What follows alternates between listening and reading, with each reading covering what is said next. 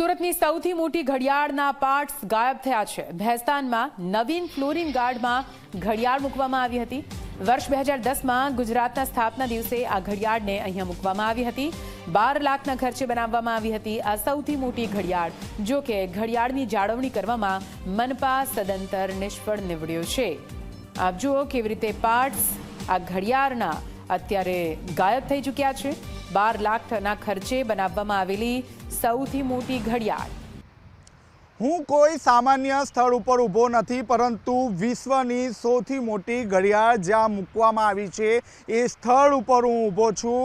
આ છે ભેસ્તાન વિસ્તારમાં આવેલું ગાર્ડન, જ્યાં સુરત મહાનગરપાલિકા દ્વારા વર્ષ 2010માં ગુજરાત સ્થાપના દિવસના દિને આ જે વિશ્વની સૌથી મોટી જે ક્લોક છે તે લોકો માટે ખુલ્લી મૂકવામાં આવી હતી, પરંતુ આપ જોઈ શકો છો જાળવણીના અભાવે અહીં આખી જે ઘડિયાળ છે તે અહીં ગાયબ થઈ ગઈ છે। આ જે ક્લોક છે તેની વિશેષતા એ હતી કે જીપીએસ સિગ્નલથી આ આખી જે ક્લોક છે તે ઓપરેટ કરવામાં આવતી હતી। આપ જોઈ શકો છો હાલમાં જે દૂરદર્શા છે તે આપ જોઈ શકો છો। જે આખી વિશ્વની સૌથી મોટી જે ઘડિયાળ છે તે હાલ ગાયબ થઈ ગઈ છે। આપ જોઈ શકો છો મશીનનો જે પાર્ટ છે તે અહીં પડેલો છે।